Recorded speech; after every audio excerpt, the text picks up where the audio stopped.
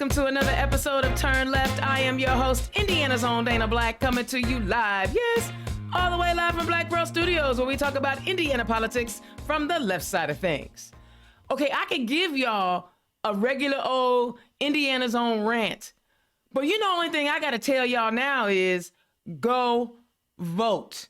We are less than 1 week away from, and I know you've heard it a gazillion times. If you're over the age of 40, you've heard it multiple times. This is the most significant election of our lifetime. Honestly, it really is. This go around, democracy is on the ballot.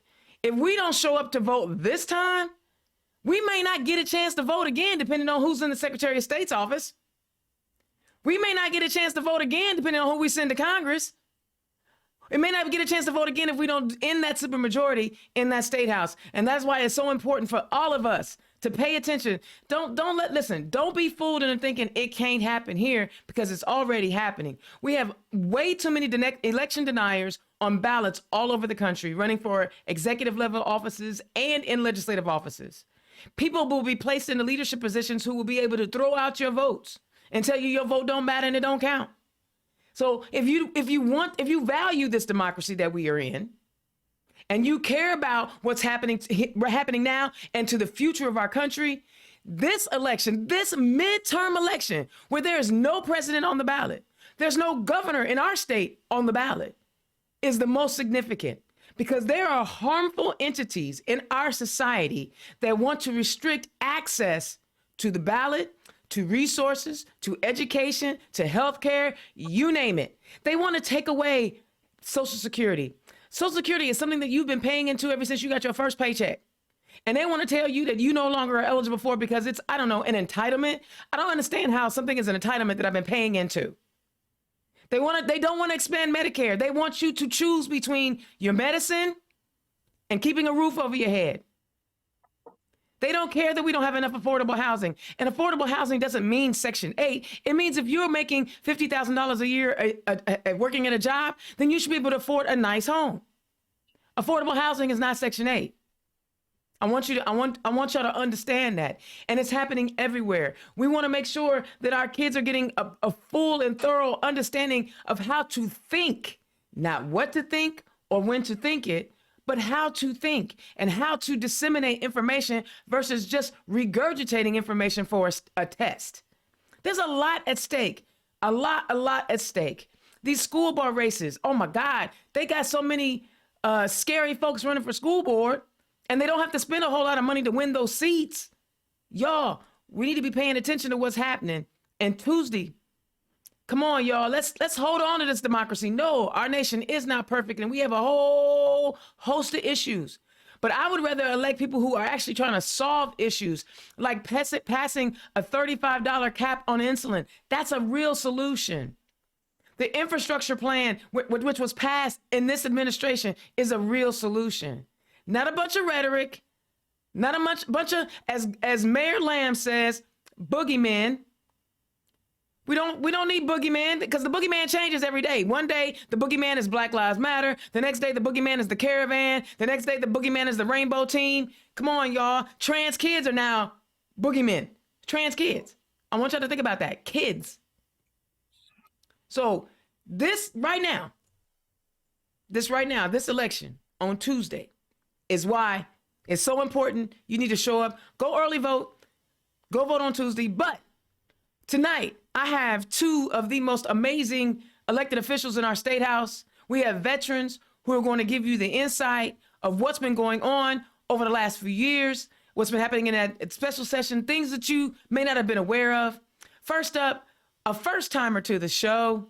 He is representing the North Side, the district I used to go to school in anyway. I used to go to school in the district. I'm a graduate of North Central High School. Y'all give it up for District 86, Representative Ed DeLaney. Ed, welcome to the show. Thank you. This is an honor. It'll be a lot of fun. And you've made the number one point. Get out there and vote, protect democracy. But we'll be glad to add a lot of detail as we go forward. Absolutely. And again, I wish y'all could be like me sometimes, because the joy that I get is that I actually get to interview the person that represents me. that goes to the state house and argues for me personally. Well, I mean, not me personally, but the whole district. But when people say I can't find my legislator, you can never say that about my representative. Y'all give it up representing the great district of 96, Representative Porter. Representative, welcome to the show. Well, I tell you what, I'm so happy to be back with you and your audience. Welcome my colleague Ed this evening, and you know, you hit it on the head in your introduction. We cannot overemphasize one thing that people don't think about: school board races. If you look at the General Assembly and commissioners, about those individuals who are school board members who go forth and go to the General Assembly, that's where they start. That's where they cut their teeth on. Yep. It's local elections. But anyway, we'll talk about that more. And I just want to thank you for having me again. And I look forward to a great conversation, because Ed and I are here to give you some facts, but also entertain and motivate you, because it is about democracy. A lot of outside money's coming in to try to take back America, okay?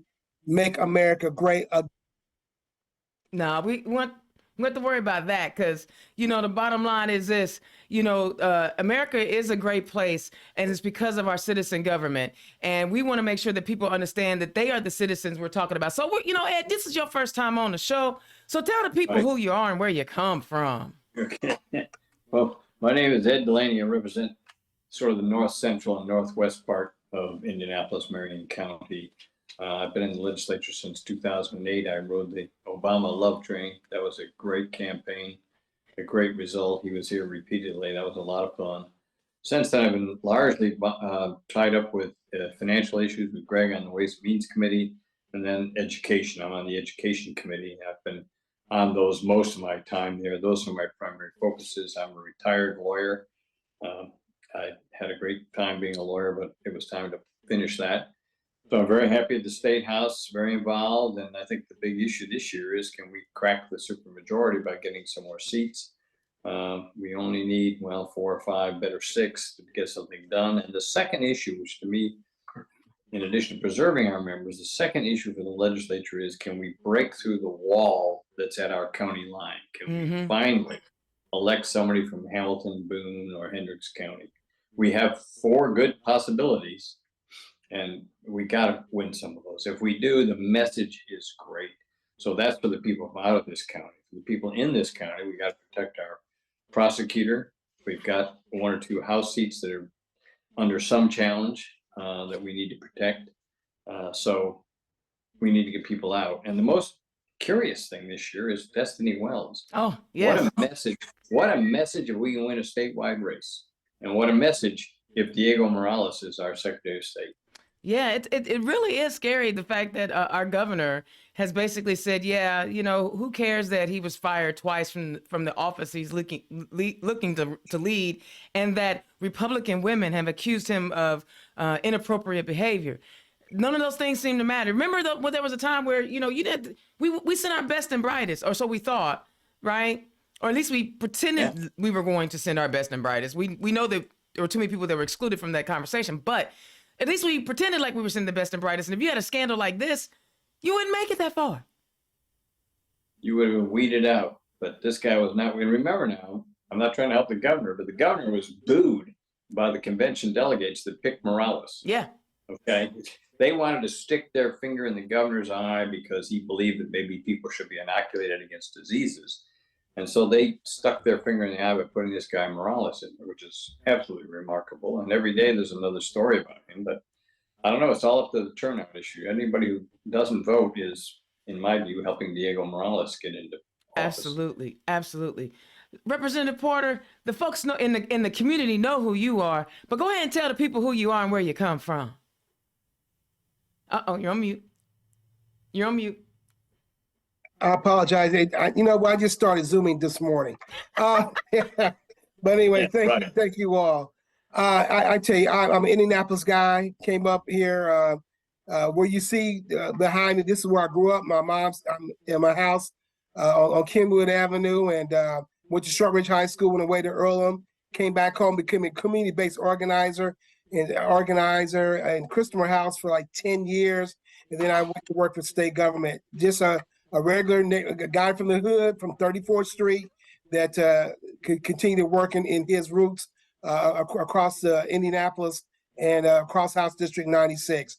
For those of you who don't know, House District 96 abuts Representative DeLaney's district, but I have the east end of Mass Avenue, Fall Creek proper, Harry Morton, Cottage Corner, Old North Side, Mapleton Fall Creek, Lower Butler, Tarkington, Butler University, Rocky Ripple area, Highland Country Club, as well as again Lower Meridian Kessler State Fairgrounds, east of Avondale Meadows. So as you can see, there's a very diverse community in the zip code. And we talk about healthcare. There's people at one part. If you live, in the Highland Country, Highland area, Grandview area, your life expectancy is about 5 to 10 years longer than if you live down in the Martindale Brightwood area. Yeah. I mean, I grew up in the Golden Ghetto, so I know all about Highland Country Club. Hey, that's where I grew up. I grew up in Washington Township, and you know what? You mentioned something that is significant, and that this district is diverse. We have some of the you have some of the wealthier communities in Marion County, but you also have communities that are struggling. How are you able to, in the State House, balance the needs of both of those types of communities, because they have different sets of needs? Exactly, and the point about it is that we have to be accessible. When I go to the Near East Side, to the John Bonner area, I talk to them, around Tech High School and see what their needs are and work at the community-based organization level. And our surveys that we send out, I read every survey and we respond to those surveys. As again, neighborhood groups are very important, and you just have to be accessible. And I think the whole thing about us as legislators and being mature legislators, as Ed and I are, we really work on being accessible and communicating with individuals, because we may not agree, but I'm going to sit and listen, and we're going to come to some type of reasonable disagreement, robust conversations, as I call them, Dana. Absolutely. And so that's what we do. And, I sit on several boards in the community, Mapleton Fall Creek Board, Crown Hill Neighborhood Association, and guess what? Those are the pulse of the community. When we go to Tease Me up at Butler Park, at Martin Luther King Center, those are the places where you get to understand where the people are and what they're saying. And that's very important to the people at Avondale Meadows, to Allisonville Road, Millersville Road, and places like that. Absolutely. And this is going to go out to both of you guys. I am Marion County through and through. I know I'm Indiana's own because I believe in all 92 counties, but I am Marion County through and through. And one of the things that I've noticed come out of the State House is every couple of years there's something attacking Marion County or limiting local power in Marion County. And even though Marion County is indeed the economic engine of this whole a train that we call the Hoosier State. Talk about how you guys are working to mitigate some of that House overreach into Marion County. For example, when they were trying to take over the IMPD. I never heard of the state taking over a local, law enforcement agency when the state already has a law enforcement agency in the state police. Talk about how you guys navigate and try to mitigate some of those actions from your colleagues. Well, if I might, you first try to remind them that the same could happen to them. And there's always a fight between local control and state control, but we're in a unique position. I think the way I summarize it to my friends and neighbors is that there's a lot of people who don't live anywhere near Indianapolis who want to, quote, help us out. Right. Okay. So they want to help us fix our police department. They define what the problem is. They have a fix. They want to fix our schools. If we have a housing issue, like people being evicted or their apartments aren't properly maintained, they want to tell us that we can't interfere with that. Some of them want to tell us how to deal with the homeless problem, which we're doing everything we can with. So, it's endless. And you have to explain to them that we don't need it. Probably the one victory we had, I think Greg will remember this one, it's always a temporary victory, is the total attack on Indigo. We did manage to push that back. because there were some people in the majority who were not from this area who understood the implications of trying to tell a local group how to run their transportation system. It was a near call, and we had some Republican members from this county, particularly in the Senate, who were very busy trying to take Indigo away from Indianapolis. So what Greg will probably confirm this, it was a near call that we held them back. And we'll face similar attacks again on our institutions, but it's always benevolent dictatorship, let's call that, from outsiders, which is one of the reasons I keep harping on, let's get some people from our suburbs who are Democrats who will understand and sympathize and maybe change the conversation. Yeah. Right. And I want to reiterate what Ed said, because, for example, those same individuals were members of the city county council, but were in the minority, could not get what they wanted done. So they come to the west end of Market Street to legislate the east end of Market Street because they had a supermajority, because they can. Now, if we have a more of a balanced government and better democracy, they cannot infuse their will like they have for the last few years that on us as a city, and we really fight hard.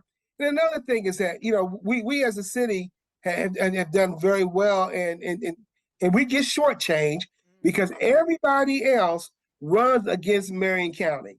Yep. We're going, I'm from Logansport, Indiana. I'm going to go down there and I'm going to show them that we need our own. And yet, and still, you have some legislators, Dana, and Ed can tell you, that will sit there and not say a word because there are people just said, leave us alone. We don't care. Just don't let them bother us because we're in our own world. Right. We are in our own county. And remember, we have 92 counties, 72 of those counties are rural, and the rest of them, we had to fight and fuss and deal with their mess, as I should call it. And to hit on that Indigo thing, Indianapolis is almost 1 million people. People don't realize, when I travel around the country, people don't realize how urban Indianapolis is. We are almost 1 million strong. And the idea that we have legislators that don't understand the importance of mass transit in 1 million person city is staggering. What were their reasons? What were the reasons that they gave as to why they felt like our city didn't need quality public transportation? They don't understand that there are people who depend on it. I ride the red line from time to time, and I see the people who get off at Methodist Hospital, many of whom are not in great shape. And the bus is their route to get medical care. They go from their home and they go back. I see the disabled people who accumulate, I guess is the word, near the red line, because they can get there and get on the line and it's accessible. Mm-hmm. So there are people for whom it's desperately important. I think a lot of these rural legislators don't understand that this is part of the population. There are students now riding the bus, which is a huge positive change. Yeah. 20 years ago, no school kid was on the bus, but I see school kids on the bus because the routes are better and so forth. So there's a complete lack of understanding of the needs. And, the first thing they come up with is you don't have enough riders, you don't make money off it. I say, the highways are the opposite. We have too many riders, too many cars, and we don't make money off it. We subsidize the heck out of it. Yeah. Okay. So it's a fairness thing, but it's a power thing. And I think Greg hit the hammer exactly in the right position, because there's a tendency to say, oh, I was on the city council, I lost, I'll go to the legislature and make up for it.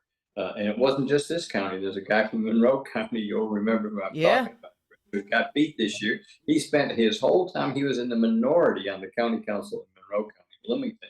He got to the legislature, he tried to undo everything that the county council had done while he served on it. Wow. Fortunately, he's been retired. Yeah, he was fired. He was retired yet fired. And also, Dana, I want to emphasize there are a couple of legislators that are on the outskirts of Indianapolis that had problems with Indigo. And it was like what they wanted to manufacture tax increases so that it would impact the council and the mayor. Okay. So there's always a political move by individuals, and I don't know why they think we're stupid that we don't see what is transpiring, but they invent these issues so they can have these intended quote unintended consequences. Yeah. Which has happened to a couple other council members and mayors in the past. Yeah. Well, listen, they do think that we're that stupid. They are, again, of the party that decided to put Herschel Walker on the ballot for United States Senate. So, yes, they do think we're stupid. They really do. They really do. So, okay, I want to move on a little bit because, I know people get really frustrated at Marion County, but until another county can generate the amount of income that we do for this state, you know what I'm saying? Y'all just gonna have to keep being mad. I mean, I love all my 92 counties, but Indianapolis does generate that income. But to that point, we have multiple counties around our state that are losing population. And in Hamilton County or the donut counties and Indianapolis, we saw a growth. We didn't necessarily see a growth from outside of Indiana. We were seeing the growth from counties within Indiana. Whew, this is going to be a hard one, and I can dig it. Talk about what we need to do from a legislative perspective to address how some of our smaller counties are losing revenue to take care of the things that they need because they're losing population, and attract people to those small more rural locations. Well, you're right about that, Dana. If I might go here, over 50 of our counties are losing population, as I recall from the last census. So what do we do? The first thing is, like anything else, like medical treatment, stop the bleeding. So the first thing we need to do is make sure they have access to hospital services. Greg will know about this and the importance of this because of his experiences. But when you lose the only obstetrician in town, and you lose the small local hospital, suddenly life is not as attractive. People say, well, I'll go over to the next county or the next big county where I can have those kinds of services. Part of the problem is we have 270 school districts in this state. There are counties with very small populations, well under 50,000, that have 4 or 5 school districts. So they spend a lot of their money on administering these systems rather than hiring teachers. They can't attract teachers to those systems. Where's your future if you're in a district where there's 10 or 20 teachers? Where are you going to go? So stop the bleeding is point one. And then point two is we got to start investing in our parks, in our recreational opportunities that will draw people in there. We got to take advantage of broadband, which is happening slowly. Yeah. So they can have broadband. So, there's work to be done, but most of the rural legislators do not have a rural agenda. They don't like the idea of asking for help. That's a fundamental difference. Yeah. They wanted to not help the Marion County, but they don't want to ask for help for themselves, except in certain very narrow ways. So we have to get people to understand that they are part of the state and we want them to succeed. Yeah. Representative Porter? Right. And there have been a number of hospitals that they have closed. And one thing that if you see what some small communities have done, they begin to attempt to attract businesses, attract people from outside Indiana. We have a READY grant that the governor has had, and we through the Indiana Economic Development Council trying to bring in businesses to our state, but yet and still trying to bring in a well-developed workforce. Mm-hmm. But at being on education, I was on education for 18 years. Until we have preschool programs and full-day kindergarten, we will continue to lag behind the rest of the country when it comes to developing a meaningful workforce in the future. And we're not talking about right away, Dana. We're looking long term. And so that's where people get hung up. They look at 3 to 5 years.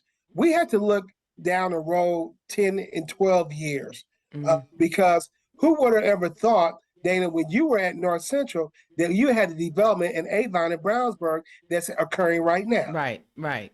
Okay. And Yeah. so when you look at the long term, that's what we have to do. And I'm not being philosophical, I'm being real, because guess what? It's not going to change. It's going to continue to move in that way. When it comes to healthcare, that's important. When it comes to economic development and creating jobs, that's really also important. And so, because now, if people talk about regionalization, regionally, what are we doing? And you can think about it, because from 38th and Meridian out to Brownsburg in 12 minutes when you go out 56th Street. Right. Think about it. I mean, we're only 12 to 15 minute a drive. That takes you a long way in this place. Exactly. So now they call Martinsville, Mooresville, or whoever bedroom communities of Indianapolis. Yeah. And when you guys are in the state house, and again, I know I harp on Marion County, but when you're in state house, when you make votes, you take votes on all 92 counties, that impact 92 counties. I was in Jay County a couple weeks ago, and I had a chance to talk to a group there, and the local prosecutor, with all the passion he could, contain, he loves his small town. He's not trying to leave. But he talked about how the infrastructure there is really crumbling. They have these floods that come through the town, and it's just a mess. And one of the things he said to me was, I wish I had somebody at the State House to fight for us. And I said, but you do. You send 2 people to the State House. You send one to the House and one to the Senate, and they're not fighting for your community. Why are y'all sending them back? Talk about how those of us who do care about communities, be they urban, suburban, and rural, how do we communicate, or how can we help those communities by advocating for them in the State House? What can we do? How can we help them? Well, Dana, part of the problem is, and I know that some of the people who represent those folks out there, is what is the coin that gets you, what is the trick that gets you in the State House? In today's world, in a lot of those communities, the trick is anger. So if you're bitter about critical race theory, that gets you in there, okay? You get praise for that. If you think Trump had the election stolen, you get praise. So what they pay back to their voters is not progress, not new roads, not better schools. The payback is in anger, which costs essentially nothing, okay? And that's a big problem. We used to have a lot more competition in those rural districts. Mm-hmm. Democrats could win. I can still remember in Jay County, there was a Democrat. Craig, you may remember. And we, for several sessions, we were in close competition. Then they got redistricted. Suddenly we're out. So there's no one over there with a positive image, and there's no need to have a positive message. You just say, Indianapolis gets everything. Critical race theory is being taught in our schools. Girls' sports are being disrupted. You get the messages. Those don't address any of the real problems, but they're very successful messages. And we're going to see more of that next year. We're going to hear about critical race theory again from people who don't even know what it means, and it hasn't been experienced within 1,000 miles of their house, but we're going to hear about it. Right. And they're specific about where they have that conversation. They're not having CRT conversations in IPS. Right? They're only doing this and they're not doing it in rural Indiana either. They're only doing it in suburban Indiana, where, there's a mixture of students, so to speak. Where there's mostly brown and black kids, they're not talking about it. Where there's mostly white kids, they really not talking about it. It's only in those affluent areas of our state that they digging in. And it ain't even a thing. There's a lot of fear out there that is essentially baseless, but it's there. And you mentioned about the school board. I don't know, Greg, if you've seen this, but there are now open meetings in which legislators meet with school board candidates as Republicans, fellow Republicans. Mm-hmm. That was completely taboo. It was understood that you don't mix partisan politics with the school board. You don't have a Republican slate. Yes, the conservatives tended to come together and all that, but you didn't have this open activity, which is happening in parts of Hamilton County. And it's, to me, very disturbing. It's scary. Because if that's what the school system is a political football, that's a big change. Right, and remember, Ed, there was a piece of legislation that came through on or an amendment or legislation that said you had to choose a party as a school board member. Yeah. That Right, was right, that was floated out there, right. and it didn't go anywhere. So we have to understand what we think, and we also got to look at what has transpired in other states. As I tell people when I crisscross the country, Dana and Ed, I say Indiana's not slow. We're just thorough. And when I say that, I mean we're not going to be really cutting edge. We're going to see what everybody else is doing, and then we may follow suit. Yeah. Except when it comes to education and vouchers, so Yeah. Yeah. that's another story. All right, There we're a but leader. yeah. So, but other than that, Pete, you see what's happened in other states, and you see it will trickle over here, just like the issue that's happening in Arizona. And when we looking at those individuals that want to save money for children with disabilities, savings accounts. That's another issue that's going to come up. That's Yeah. very dangerous. And Yeah, it is education scary is- because it's almost like we don't want to have an original thought. And then sometimes they be so slow we losing revenue. Listen, we can legalize cannabis right now and generate lots of money because all of our surrounding states, you ain't gotta smoke weed. If you don't want to smoke weed, don't smoke it. Right? Just like if you don't want to drink alcohol, don't drink it on Sunday. Right? We miss it. We got our head in the sand. All right, let's switch focus. Last session was very contentious. I covered it quite a bit on the show. CRT, and luckily the idiot in the Senate decided that Hitler was cool to talk about in a positive light. So that bill got canned. Both in the House and in the Senate. But there were a lot of other bills that didn't get as much of a high profile. I'm gonna start with you, Greg. Talk about some of the bills that you saw that came through both Ways and Means, because that's a huge committee. And then Ed, with you, education bills that we that may have been good or bad, that didn't go through, things that we should be aware of, that maybe that we should know about, that are not getting the same highlight as the CRT and trans kids. Well, with some of the bills, and from an economic standpoint, there were several pieces of legislation that I think Representative Thompson had floated out there about giving more tax breaks to corporations and play in the state of Indiana. And some of those did not make it through, but I'm quite sure they're going to come back. What we did this year, which I think is really not good, that did pass is the utility tax that we gave up. That's $165 million a year that we given up as a state for utilities taxes. Now they saying, if you look on your AES bill or whatever bill said, you're going to save $24 this year, by not paying a utility, tax. $24. Yeah, but you got to remember, they came back and raised on the other hand by 16% or 12 to 16%. So guess what? That's been wiped out and then some. Right. But corporations are going to save a whole billions of dollars, and in the long run, millions of dollars, and that's lost revenue to the state of Indiana. Yes, we have the 6.2 billion dollar surplus, but as time goes on, just like the financial institution taxes that we had, just like the inheritance tax we had, and the others like that, we those are revenues that we're losing on a yearly basis that help that would have helped us have by this time full day kindergarten, and they help pay for textbook pay against textbook taxes that we have for people and things like that. So those are some of the things. Now we don't know, what they're going to do again, but if you look at some of the study committees, and Ed sits on there, we sit on a committee dealing with finances.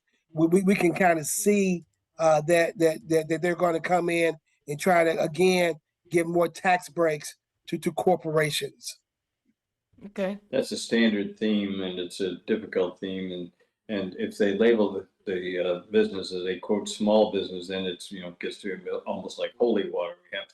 We have to sprinkle everybody with this holy water and reduce the small business taxes. But what we do is we eliminate the sharing in paying into our tax system. We cut the corporate tax almost in half over the last few years. They've given up on that. I thought one of the great moments of the year was when the president of Lilly, or the CEO of Lilly, announced that Indiana isn't educating people. Yep. It's not really attracting industry. And by the way, I don't need another tiny cut in the corporate tax. He said it right out. If the choice was another tiny cut or doing something to improve our educational system, he knew the right choice. But they pander to the anti-tax crowd. That's endless. So that is a problem. And we'll face that again. So almost every bad idea comes back to us. Doesn't it though? Later. Yeah. They don't go away. We'll hear that. There's an attack. There's some misunderstanding of the legal system. It's a little subtle, but they want any company that is denied a permit could go to court and try the whole issue with evidence and a hearing, and have the judge decide that the bureaucrat who didn't give you the license was wrong. They would tie up the courts in order to make sure that everybody gets every permit they want. They reject the idea that we should protect the environment or protect consumers. They want to undercut all those systems. Yeah. On a national scene, the one that I'm just totally stunned to show you how arrogant they've become. They're openly saying they want to cut Social Security and Medicare. Yeah. I mean, they wanted to cut Social Security since it was passed in 1937. They never get off that train. Yeah. So, services are not important in their view. Taxes are the only issue. By the way, on the warning side, we're going to have to give some thought to this, but with these increased valuations on property, there are going to be some impacts on property taxes. Yeah. So yeah. we're going to have a big conversation about that, I'm sure. Yeah, it just seems like, and from someone who's on the outside, looking at what happens in the State House via the live streams that happen, it just feels like they really don't want to represent the people that put them in office, that actually voted for them. They represent people who donated to the campaign, and that's all. I get that, if I give you money, I do have some expectations, but the bottom line is, you're supposed to be representing the people. And so if you're in, again, Jay County, I bring that up because it just really struck me how passionate he was about his city, and he felt like nobody at the State House was helping him. Help us understand, because you guys are having those intimate conversations and those behind the scene conversations with your Republican counterparts.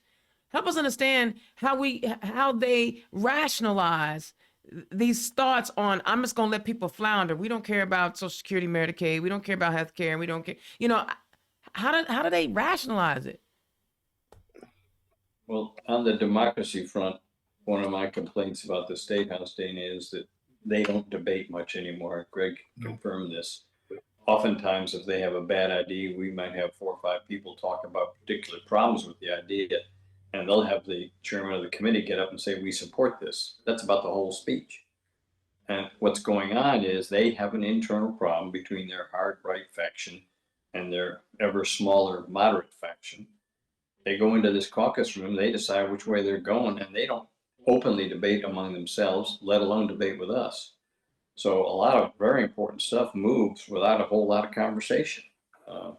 That's pretty disturbing, to say the least. I think, Greg, I don't know if your observation, but in my years there, I see a lot less true confrontation in public between the two parties than I used to see.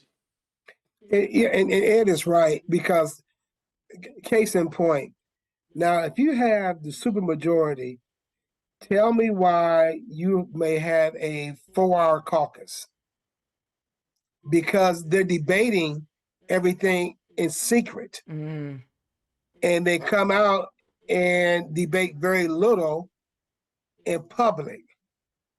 You talk about transparency and ethics per se.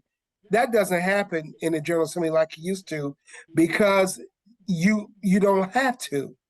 And it also found out that if we have a good idea, which we have a lot as Democrats, And we're there to we're not to disrupt, we're to raise those concerns and have those good ideas and then debate those ideas and then come to a word which is no longer their compromise to move legislation forward.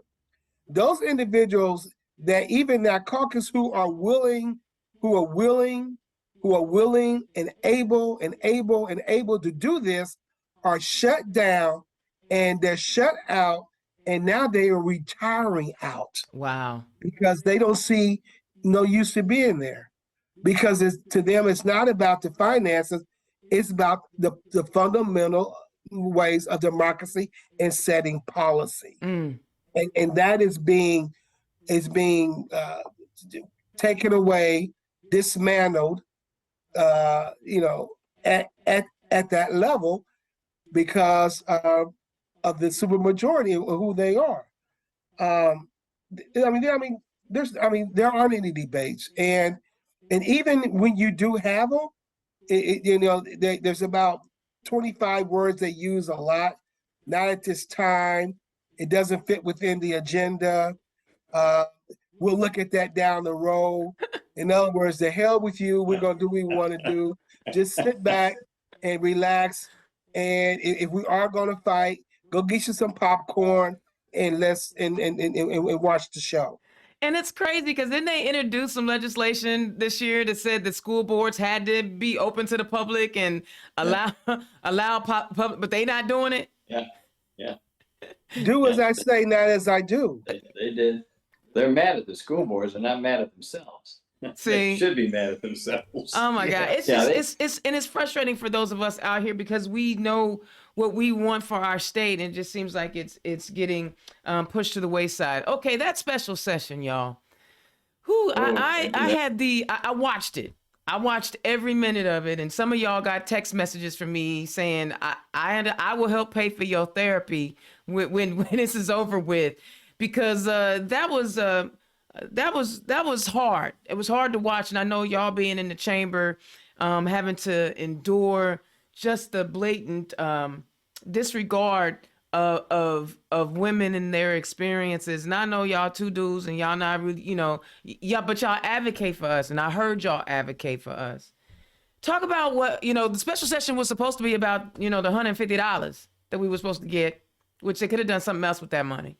But what was it like, that special session for each of you? Greg, I'm gonna start with you, because for a lot of us, it was hard.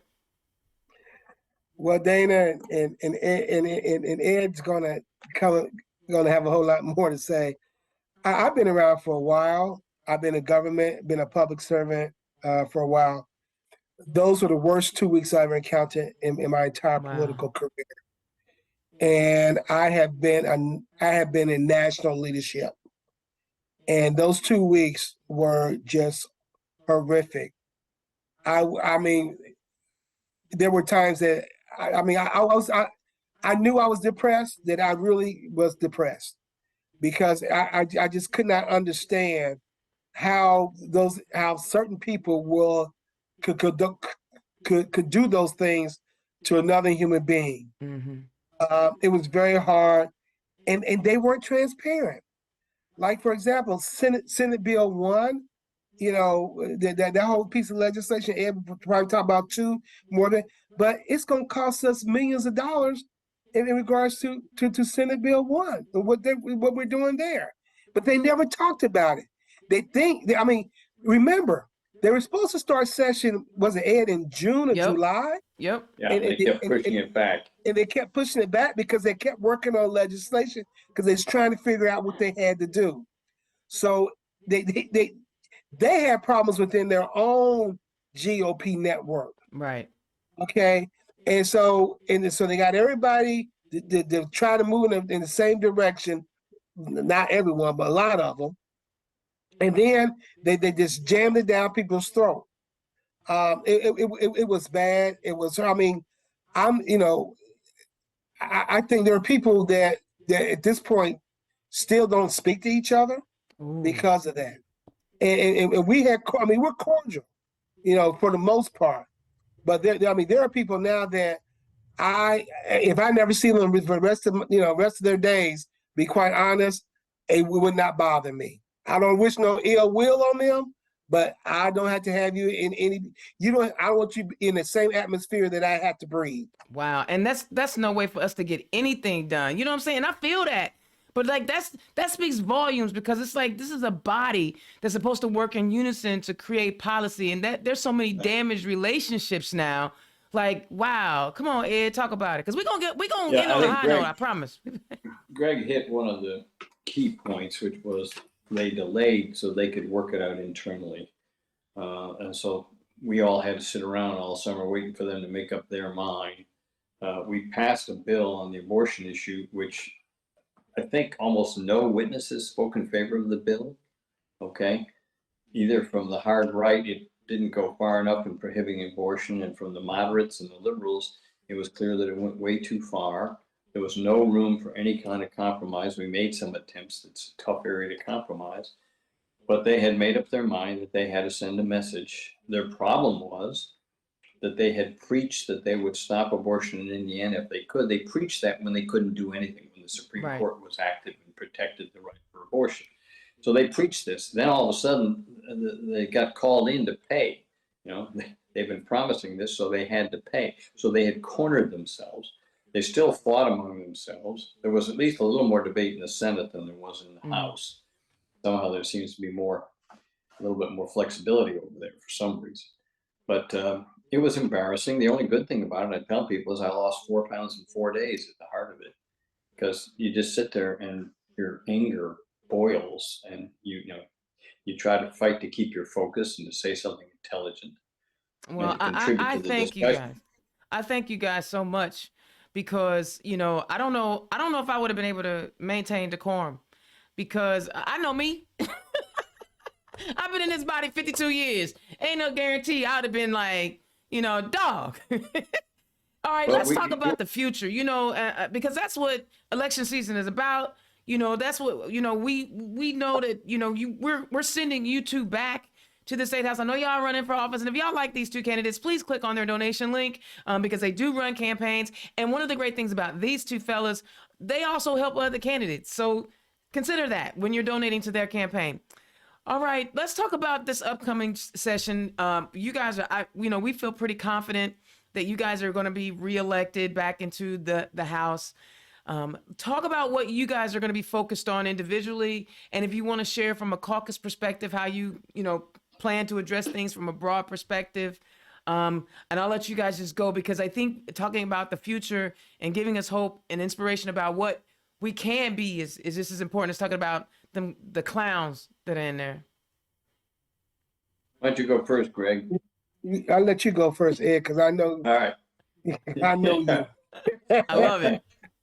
So here's the two things I want to talk about as a way to do in the future is let's take education. That's easy. We have had a more than 10-year experiment in educational quote reform, which has produced essentially nothing. It's produced a few good charter schools and a lot of very bad charter schools. It's produced theft from the virtual charter school program. It's produced a completely failed set of statewide tests. Remember, we went through 2 different sorts of tests that we've had. We can't seem to figure out how to test our children and then what to do with the data when we got it. We're still doing things that will push it down the road. And then we get hit with COVID. So the number one thing in my mind is we got to get kids to catch up from COVID. We got to have a coherent set of tests, not one that's ideologically suiting the other side. So that's just absolutely critical. We got to have teachers confident that they have a future as teachers, and we're losing hundreds of young teachers because many of them don't even go to teachers programs anymore. Those are shrinking. Those programs are shrinking. Then when they become teachers, we lose up to a third of the teachers in their first year or two. Okay, so that's a crisis. That instead of dealing with the crisis, they want to keep quote reforming and having more and more procedures and more rules for the schools, none of which are intended to help. So that's problem one. Problem two is the opportunity problem. We have this huge surplus that Greg referred to. They have no ideas how to invest it.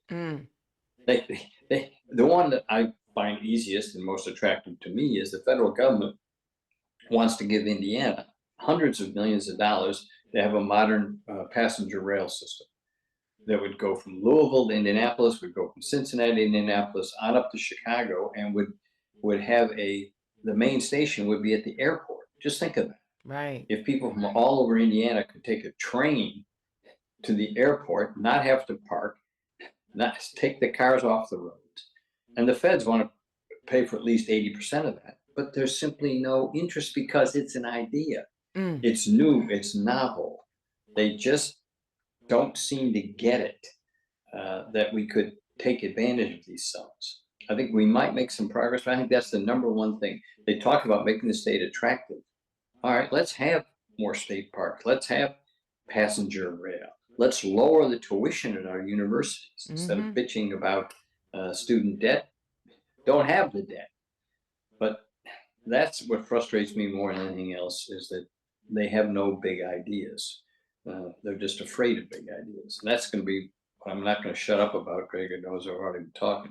Won't shut up about that till the No, session's don't you over. ever shut up about it, because I think the more people that hear about it, the more, because the first time I heard you talk about it, we weren't even in Marion County. We were at a rally somewhere else. And I have repeated that message about the government wanting to enhance who we are, because we're 5 hours from a lot of, all the major cities. You told that story where I was, at, and I've shared it 15 times. And so it's important to talk about it, because people don't recognize that our legislators in our state house are denying opportunities to us. They say it's the state that works, but they're denying opportunities. And they don't even have to do a whole lot. Like the federal government is wanting to do the heavy lifting. Right. We just toss in a little extra to, add some spokes to the wheels. They don't even want to do that. They're challenged by ideas. It's really very frustrating to me, but we'll work on it. And there are other ideas. Other people have a lot of ideas too. So some are very excited about the trails, for example, which I happen to enjoy, all these bicycle trails and hiking trails and all that. That's not for everybody, but that's a real amenity that we can bring into the state that makes it attractive. One of the other ones, I'll end on this one. I'm very excited about what may be happening at IUPUI. The combination of IU and Purdue together has, to some extent, slowed the progress of the place down, okay? But people are waking up that we have 25,000 students there. Wow. We need to have a big reputation, big support from the city and the state. We need to, so that there'll be 3 great universities, plus Ball State and Indiana State are also fabulous. But if we had 3 powerhouse universities, one of which in this capital city, just think of the opportunity. So that's important, and that's developing. We may get some help on that one, even from the other side of the aisle. I like that. I like that. I mean, and think about it. That would be just in Indianapolis alone. You would have IUPUI, Marion, Butler, U of I, and Martin. I mean that. Yeah. I mean, we might be able to get Lilies to not turn those jobs into low-wage, low-skill jobs. Right. I'm just saying. Yeah. Right. And you can get educated a lot cheaper going down here to Michigan Street than you can by going to either Lafayette or Bloomington. Absolutely. And you don't have to leave mom and dad, if you don't want. Look, now you just broke a whole bunch of mom and dad's heart. They was happy for that empty nest. Okay, Greg, talk about the future. Yeah, I think from my perspective, the future is going to be this. Creating about a $36 billion budget. But we have to worry about what the underfunding of public education, of higher ed. We need to increase that higher ed funding, which has not happened through the commission in a long time. The Public Health Commission, as you know, came out. The Governor's Commission on Public Health finally came out with about $245 million and $250 million that's needed in regards to addressing the healthcare here within the state of Indiana.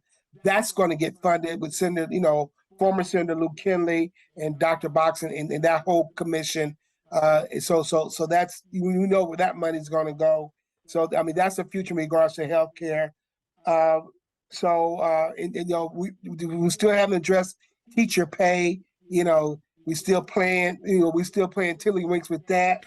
Is it going to be 4 million? Is it going to be $40,000 a year? Is it $44,000 a year?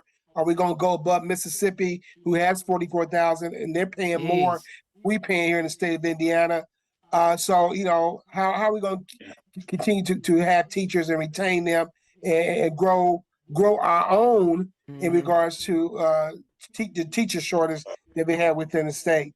And another thing in education, and you got to remember, I served in education for 18 years, and the ways and means and equity and funding for students with learning loss due to COVID, real equity and funding. If minority students, African American males, are really lagging 15 to 20% behind, we got to move them forward so they don't wind up in a system that they don't need to be in. That we have to pay more for them or warehousing them somewhere. So equity and funding. I think I have a bill that's already been written up, ready to file, the loan forgiveness grant that that the current administration did, the president has done. Now we had to have, I think Senate Bill 382. They came back and said, well, you got to pay taxes on that money. Well, hell, I mean, if we got to pay taxes on the money that somebody forgave us, now we got to pay taxes on that, which is ludicrous. Up to $10,000 if you Pell Grant, up to $20,000. I mean that's important to people. I mean it's about $500 something or $1,000. But if you need the break, why do you need the money? And they're doing it because they can, and they snuck that in there. So I mean those are the things that we have to continue to look toward the future. We have like 46,000 vouchers. This, in the last year or so, which is up 8,000 before. And guess what? Those individuals that make up to $145,000 a year can qualify for that, which is a lot. I mean that's a lot of money. That's a lot For of money. getting help for their kids to go to schools. And so those are just some of the issues I'm looking at from a budget perspective that affect us and that we need to really watch out for. But there's going to be a lot of Farm Bureau issues that come out there. Chamber's going to come out there with their issues, and particularly state chamber. Local chamber is pretty understanding about what they need, and and we know there are going to be some issues out there to probably to be punitive and prescriptive toward I would say toward local school boards, because they want to control school boards also. Yeah. Yeah. So we have It's to a watch that difficult in. thing. If I could say amen to one thing, I want to thank Greg for bringing up public health. Greg, among others, but Greg has been a leader for years in pointing out our public health problems: smoking, obesity, high blood pressure, sickle cell. It goes on and on. We knew those problems were there. The COVID thing drove it right out. Everybody was driven out into the street so we could see their problems. Okay. We've got to address these problems, these broad long-term problems. We need to have adequate funding for public health so we can deal with a crisis. We can deal with HIV or some other crisis like that, but we can also deal with the long-term health disparities and broad illness that we have in this state. We are not a healthy state, and we need to put some money into that. And we're going to have a problem, as Greg, I'm sure, knows. Some people will turn this into an issue about inoculation and vaccination. They're going to say, no, we can't have a public health system because they'll force somebody to get a vaccination. I can just hear it coming. And we're going to have to be the adults in the room and say, could we talk about what we're trying to deal with here? Can we have everybody plugged into the health system? That would be a big goal. Yeah. And I know how hard it is. It's like, trying to bust through a brick wall with some people because, if it's your idea, then it's got to be a bad idea, even though their constituents will benefit from it.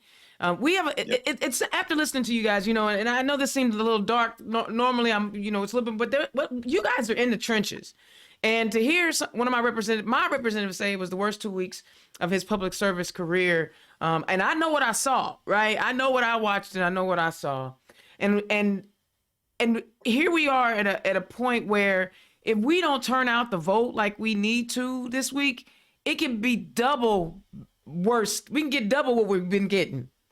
And that's what's at stake. Like, yeah, we can send people from Lake County and one person from Allen County and then everybody else from Marion County. Or we can have some diversity of thought in that state house with people who actually think and are brave enough to stand up for what's right versus being too scared to speak. I mean, my gosh, even your House Speaker found himself in a little bit of hot water. I ain't got to comment on it because y'all got to work with him. But he found himself a little hot water. He had to quit his job. He had to quit his whole job over legislation. You know, so it can be a rough place. Huh? It can be a very rough place, but you've helped us, and I want to thank you for doing this tonight because you're Appreciate you so showing much. the importance of Oh. it. You're adding to the conversation. So I keep just, it up. you know, I believe in what what you guys are doing. You know, we don't always get it right. You know, we you know, we're human. We make mistakes, and not everybody's gonna like what we do or what we say. But if we believe in that humans matter more than anything else, and then maybe dogs. I'm gonna say humans and then dogs. Okay, I'm gonna get my dog lovers in there, and my tree huggers. I get my tree huggers. But the bottom line is that, you know, people who are elected to office are supposed to be looking out for the humans. And you two have consistently argued on behalf of humans, even the humans, A, that you don't agree with, and B, you can't always relate to. That's the other thing. You right? I hear y'all talking about women's rights. Y'all not women, but y'all get it. You know, Ed, you just gave Greg props on sickle cell. Most white folks don't even know what sickle cell is. You know what I'm saying? And these are things that we're fighting for. Go ahead, boss. We got to deal with those things, and we have to care about other people, not just ourselves. That's been the core issue, man. And if you feel like you're a victim when you're not a victim, and that's going on the other side of the aisle, that's a problem. Yeah. That's a big problem. Yeah. You know, and we'll deal with it. Yeah. All right, Thank y'all. you again. This is actually the end of the show. I mean, Thank you. a good conversation goes by fast. I want you guys to go ahead and give your parting shots because, again, this is the GOTV. Give people a reason to show up and vote for you on November 8th. I'll let you go ahead, Ed, and I'm going to let my guy have the last word. So. All right, I'm going to make one simple point. People say that state government doesn't matter. All you have to do is look at what the special session did.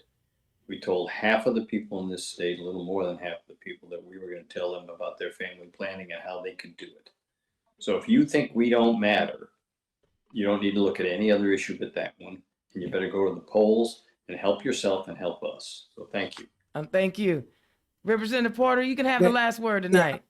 Thank you very much. And I think you see my grandson back and forth. But I tell you, he's 6 months old. Vote for your children. It's time for us to be selfish. Vote for yourself and your thought, your process. Because if you don't do it, don't expect anybody else to advocate through a vote for you. You can vote and then tell them, but you got to have some skin in the game, because it's important in regards to democracy. It's important to our future, which our future is now. That's the bottom line. And you know, with my new grandchild here, that giving me even more strength and zeal to go and fight for him, because he's a male, and I know he's gonna have a trouble, a time, and I gotta be there for him and with him and other babies that were born in 2022. All right. See, now I want to tell all other of the 91 counties, be grateful for Marion County, because we are sending electors to that state house who are looking out for you too. They are fighting for you too. We sending them. We sending them in Marion County. I need the rest of y'all to help us out and do the rest. Speaking of which, this week is Get Out the Vote GOTV weekend. each district I know is hosting a Get Out the Vote event on Saturday. Here in Marion County, the state party caucuses are getting together to do a day of action this Saturday from noon to 4. Make sure you visit the Indiana Stonewall Democrats page or the Indiana Young Democrats page. Find out locations because, we got people to register before the deadline. Now we got to get them to go actually to the polls. We got to get people to actually cast a vote. And we can't have them sitting out a race or two. Now, listen, I done heard some of y'all complain about one point or another point, or I didn't like what they said on this. You are not going to agree with any politician 100% of the time. Some of y'all been in marriages for 50 years and you don't agree with your partner more than 25% of the time, but you're still stuck with them. You're still stuck with them. Go find a candidate that speaks to your value system. And all of them I've been bringing them to you all year. They have their websites. They've been sending those messages out. You've had an opportunity to learn who is on your ballot. Now, this is your participation in this this grand experiment of self-governing. This is where you show your power. If you're not sure how effective your vote is, look what happened to Liz Cheney. Just look what happened to her. She was winning that seat by 70% of the vote. She's a Cheney. Her daddy shot somebody in the face and got away with it, Cheney. And she got her behind handed to her because the people said, we don't. Now, mind you, she was on the right side of things, on the correct side of things. But the people were like, I don't want that. But that's what that looks like. That's what power looks like. They voted her out. They didn't want her anymore. And we have that same power in our vote. We have that power. If our vote wasn't so powerful, they wouldn't work so hard. Or in the case of Indiana, Diego Morales wouldn't work so hard to keep it from us. Yes, vote your destiny, vote Destiny Wells. And then one other person I want to make sure that I shout out for my Northwest counties and Northwest Marion County. Please, please, please cast your vote for J.D. Ford. He is our only LGBTQ plus elected official that is in our state house. Representation matters.